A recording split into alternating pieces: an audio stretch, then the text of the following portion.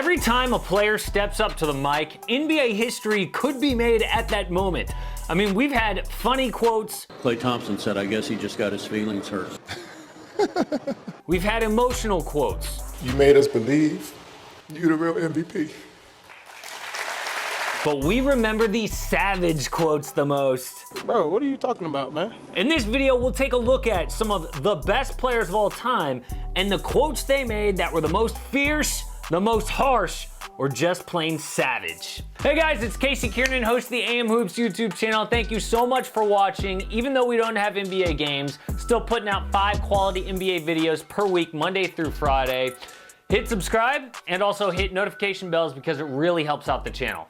We gotta start with one of the best to ever do it, and that is Charles Barkley. I'm not talking about TNT Chuck because he has done some great work on the set. Some big old women down there. Why would you say that? That's a gold mine for Weight Watchers. No. And Victoria, definitely a secret. Oh, man. He's even in a feud right now with another guy on this list, Draymond Green.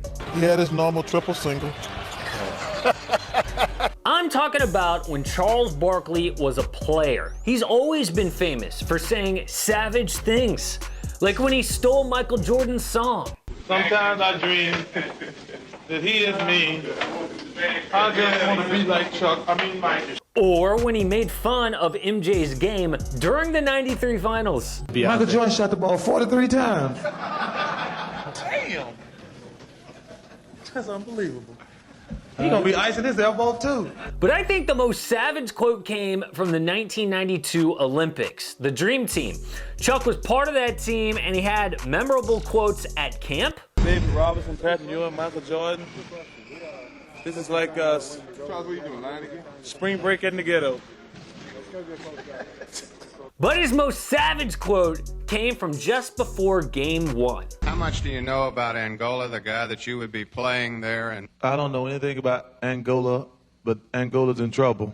That was straight up disrespectful. So Charles Barkley, I'm not saying he was wrong. The USA won 116-48, but it was definitely savage. Hey, since we're talking Sir Charles, let's talk Draymond Green. It seems like everything he says is savage. Charles Barkley has kind of had this beef with me since I started coming up. He never won shit. But he is the most disrespectful to his opponents on the court. There was that time when Dante Jones of the Clippers bumped him during that on-court interview. He was asked his reaction afterwards. I think he wanted a reaction from me, but he don't play. So, me getting suspended and him getting suspended, it's different. Yeah, that was mean, but it is Dante Jones. I think the more savage quote from Draymond Green was about LeBron James and the Cleveland Cavaliers after the Warriors beat them in the finals. Well, the Q, that's what those guys arenas called. Got him out here quick with the trophy, quickie. Who was responsible for the t-shirt? I was responsible for the idea. We actually got him made in Cleveland. How about that? In Cleveland, that is so bad. LeBron James is a very calculated person in what he says. Sometimes he feels like a politician as much as a basketball player. People do say savage things to him, like that Warriors fan who called him the P word. Hey, watch your mouth, woman! Watch your mouth, woman! I remember your Facebook, you better hold on.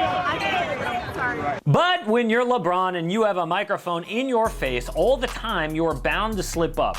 Like when he walked out of that press conference and told the reporter to do better after the J.R. Smith debacle. Did he think that the game was tied, or did he think that you guys had it salted away? How do I know that? Did you know if he knew the score? Thank you.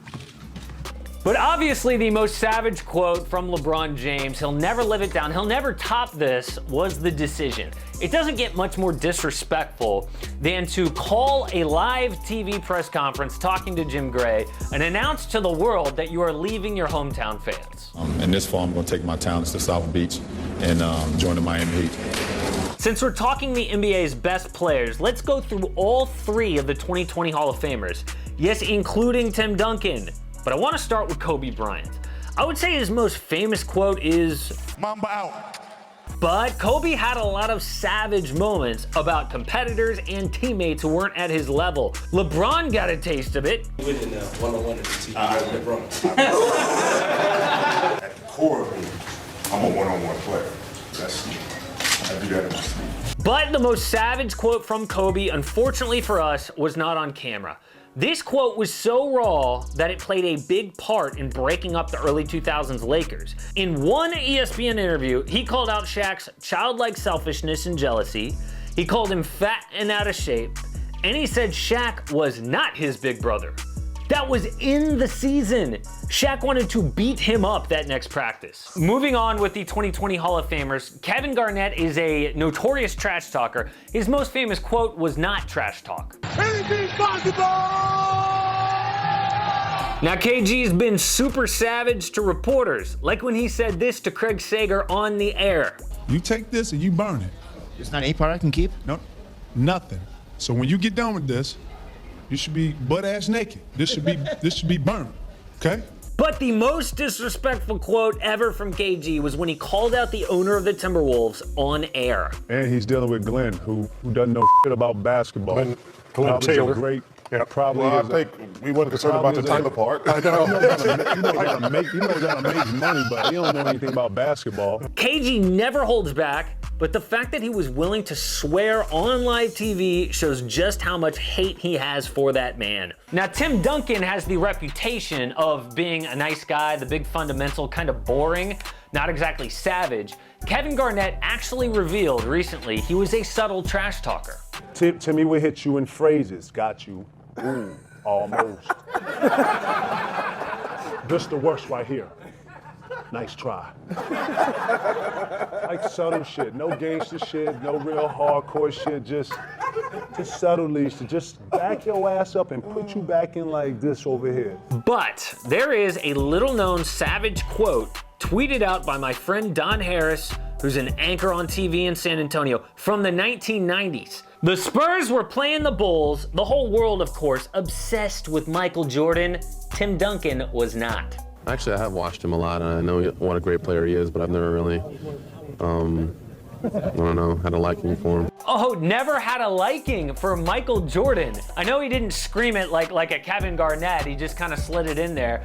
But if that was today, that would grab headlines and like break the internet. Isaiah Thomas has been in the news lately because The Last Dance reliving his Pistons not shaking hands with MJ's Bulls in the early 90s. Well, Isaiah gave probably the most savage quote of all time in 1987. The Boston Celtics were considered the Great White Hope, which basically means there are racist white people out there who are jealous that most basketball stars aren't white. Well, Isaiah basically called out the best player on the Celtics, saying that because of that racism, Larry Bird was overrated. Of course, that's not true. Bird is an all-time player. Here's how the whole thing played out. He said that Larry Bird is a very good player and exceptional talent, but if he were black, he would be just another good guy. Today, Isaiah arrived in L.A. Larry Bird appeared side by side at a news conference, and Bird had this comment at the session. If Isaiah tells me that it was a joking matter, I think we should leave it at that. Now on to the player that Isaiah chose not to shake hands with, and that is Michael Jordan. MJ was famous not for his trash talk necessarily, he let his play do the talking. Dikembe Mutombo guaranteed that MJ would not dunk on him. Before you haven't got me yet. Huh? Mike, Don't even try it. he said I would love to give him my poster, but it's not happening. That finger wag was pretty savage. Michael shakes the finger. The moral of that story is that Jordan was savage with his game.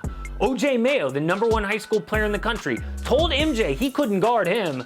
Yeah, Jordan was in his 40s. He didn't let that slide though. So from this point on, it's a lesson. But his most savage quotes came during one Oprah interview with Charles Barkley. He says he's my older brother, but he's only 3 days older. That's what he always says. Who's the wiser? I know when to eat, when not to eat. When you ride a motorcycle, you have to be a defensive rider. You have to be a defensive driver. You don't have time to talk on the phone. You don't have time enough to eat. You don't have time enough to do a lot of things that most people do every single day, which is more dangerous than riding a motorcycle. Yeah. You have to really be focused on seeing the traffic ahead. He doesn't know about this. He's never ridden a motorcycle. He never understands what it takes to be a winner.